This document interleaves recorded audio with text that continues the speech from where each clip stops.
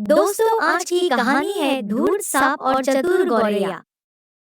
एक बार की बात है, एक हरे भरे जंगल में सोफी नाम की एक छोटी सी गौरैया रहती थी। उसने अपना घोंसला एक ऊंचे ओक के पेड़ की शाखाओं में बनाया था। सोफी अपने अंडों को बहुत प्यार करती थी। एक सुबह सोफी ने देखा कि उसके अंडे खतरे में थे। एक सांप पेड़ पर रेंग रहा था और भूखी निगाहों से उसके घोंसले को देख रहा था। सोफी जानती थी कि उसे अपने बच्चों की सुरक्षा के लिए कुछ करना होगा, लेकिन वह सिर्फ एक छोटी सी गौरैया थी और सांप बहुत बड़ा और मजबूत था। अचानक सोफी को एक विचार आया। उसे बच्चों का एक समूह याद आया जो वहां खेलने आते थे।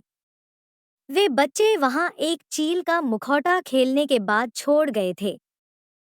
सोफी तुरंत उड़कर वहां पहुंची जहां मुखौटा था और थोड़े प्रयास से उसे पहनने में सफल रही। चील का मुखौटा पहनकर सोफी पहले से कहीं अधिक साहसी महसूस कर रही थी।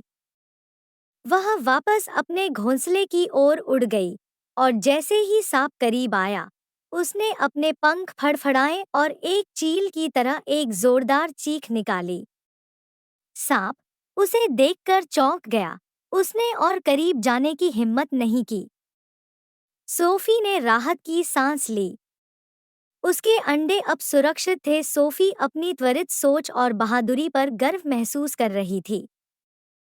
उस दिन से सोफी ने चील का मुखौटा अपने पास रखा और जब भी उसके घोंसले पर खतरा मंडराता, वह मुखौटा पहन लेती और अपनी पूरी ताकत से अपने कीमती अंडों की रक्षा करती। तो कहानी का सार यह है कि आप चाहे कितने भी छोटे और कमजोर क्यों न हो, फिर भी आप थोड़ी सी बहादुरी और समझदारी से अपने रास्ते में आने वाली सभी बड़ी चुनौतियों का सामना कर सकते हैं। अगर आपको कहानी पसंद आई हो, कृपया हमें लाइक, शेयर और सब्सक्राइब करें।